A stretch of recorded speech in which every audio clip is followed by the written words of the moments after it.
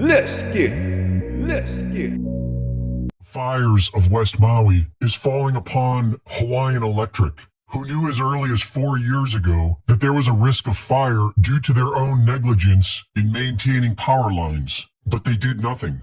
Hawaiian Electric, who is owned by Vanguard and BlackRock, has been shifting their focus to clean energy. And in order to build back better, the old system must first be destroyed. And so the power was left on to feed the flames. The warning system on Maui is one of the most advanced and maintained warning systems on Earth. Residents are accustomed to monthly tests, but on the day of the fire, no sirens went off. There were no warnings. The director in charge of this warning system was at a FEMA disaster seminar in Oahu as the fires were devastating the people of Maui. According to documents obtained by H&N Investigates, Ndaya was in Waikiki at the Alohalani Resort attending what was scheduled to be a 3-day FEMA disaster preparedness seminar called the Pacific Partnership Meeting. A receipt from the hotel shows Ndaya checked in last Monday, a day before the fire started. That same receipt lists a departure date of Wednesday, August 9th, the morning after flames reduced Lahaina town to ash. According to Tuesday's agenda, the day wrapped up with a networking reception at the hotel's Longboard Club from 5 to 7 that evening.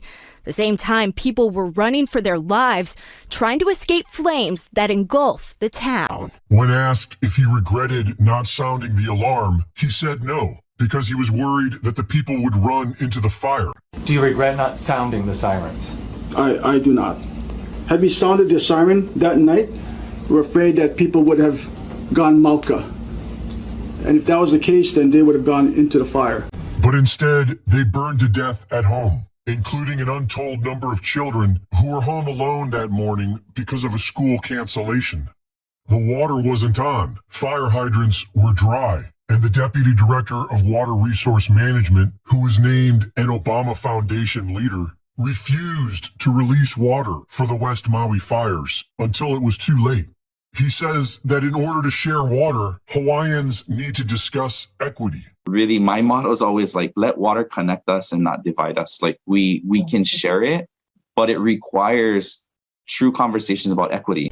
Without any warnings and without any water, the people tried to flee, but they were stopped by the police, who had orders to keep people from escaping. I said, "What are you doing?" He goes, "Well, I'm under orders to keep them here."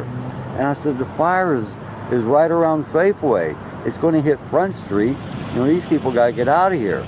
And he said, "I'm following orders." No way. And so I just kept walking. Well, maybe he knows something I don't. The Maui chief of police was the incident officer at one of the biggest cover-up operations in U.S. history, the 2017 Las Vegas.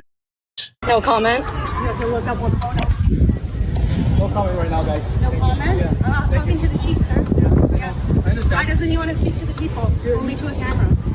Residents are not allowed to leave unless they get a permission slip from the federal government. But the government recently decided to shut that option down. Hi. I've just been informed that we are shutting down this placard distribution as of now. While the fires burned, a book was published about the entire event. The book blamed climate change and was written by a Dr. Miles Stones. The definition of milestone is an action or event marking a significant change or stage in development. Hawaii is being usurped by the same billionaires pushing for the World Economic Forum's Great Reset. They have been planning on turning Maui into a test bed for their artificial intelligence smart grid. But the people were in their way, so they burned them out. Maui will either be a major milestone for the ruling class or a line in the sand for we the people. The federal government offers a one-time payment of $700 to each family that has lost their home. And the governor of Hawaii tells reporters that the state plans on acquiring the land. I'm already thinking about ways for the state to acquire that land so that we can put it into workforce housing, to put it back into families, or to make it open spaces in perpetuity as a memorial to people who were lost. And if it wasn't for the local community, the survivors would be left alone in the ashes of their neighbors.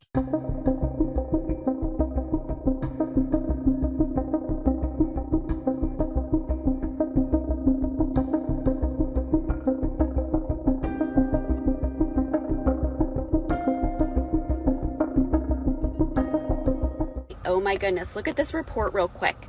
Now it makes sense why they went after Hawaii. A treaty of annexation was never signed between the Hawaiian Kingdom and the U.S. No treaty equals no state of Hawaii. The state of Hawaii government established by an act of Congress is an usurpation of sovereignty during occupation and therefore not only illegal, but constitutes a war crime. I have more. This is a document from HawaiianKingdom.org. Please go look it up for the rest of the information, but let's take a look here. Therefore, a joint resolution is not a ceding of territory by treaty, but only an opinion or will of the U.S. Congress. The Hawaiian Kingdom was not annexed to the United States and remained an independent but occupied state. I have chills reading this right now. Usurpation of sovereignty is illegally to take by force the sovereignty of another country. International tribunals and national tribunals prosecuted both military and civilians after World War I and World War II for these crimes. The state of Hawaii government established an act of Congress is an usurpation of sovereignty during occupation and therefore not only illegal but also constitutes as a war crime.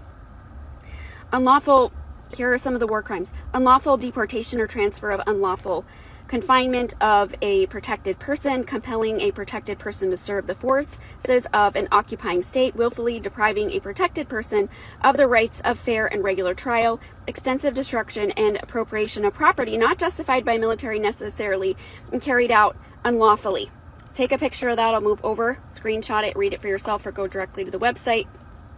This is the other page on the same website, and there's a list of the actual war crimes if you want to take a screenshot again or go directly to the website. What does this mean? Let's break it down. It's a handshake agreement for the missionaries to take over the land and call it America. Nothing was signed. The fire massacre tells me something big was in play in Hawaii's version of 9 hit to prevent or delay something, or they will buy up all the land and keep it as a legal loophole because of this. Change governance and laws are hiding spot to keep from getting sent to real U.S. prison. Yesterday, I just reported, or 2 days ago, about how Governor Green said that the government is going to take the land in Lahaina from the people. This is all making sense now. Hawaii, you should be free. Why are we doing this? Why the government is supposed to serve the people? Are they serving you right now? All we can see is that they are doing everything to stop you from helping yourselves. The community, the Hawaiians, the Aloha spirit is able to take care of this disaster and help humanity. Help each other with love. One more page. This is to put things in layman's terms for us. Oh, so here's another comment. Correction, between Hawaiian Kingdom and the U.S. Incorporated, when the U.S. Incorporated ceased to exist, so did the treaty. Therefore, the new independent nation of Hawaii, who has zero military and zero ability to protect and defend itself, was attacked. Yes, a war crime. If you're not sure what this is all about, do some digging, but the United States, Washington, D.C., is a foreign occupied place. It is not free. And over the last few years, this has been broken down. There's a lot more to this. If you have links or want to share, I don't have time to research it right now, but this feels like really important news, and I appreciate the person who sent it to me to get this out. What are your thoughts about this? Do you think that Hawaii should be free? I do. Free everywhere. I was thinking this morning, why do we live in a world where everybody has to take power and control? That they have to control other nations, take over other societies. Why are they doing this? For exploitation of their resources? This is not the energy of New Earth, and all of these systems are being broken down and exposed right now. This is really what's happening. Those of you saying, like, stop with the conspiracy theories. These aren't conspiracy theories. These are facts. These are out there. And for New Earth to come, the old system has to be dismantled and fall apart and be exposed. And that's what we're seeing right now. So please get the word out. Please share. Please let others know if you have any other information. I have thousands and thousands of comments and messages to get through, but I will try to get through the ones that we need to see. So again, thanks for the person who sent this to me. I appreciate it because this feels big. This is really important news and information, and I hope that people will understand it on the deepest levels and the implication that this really has.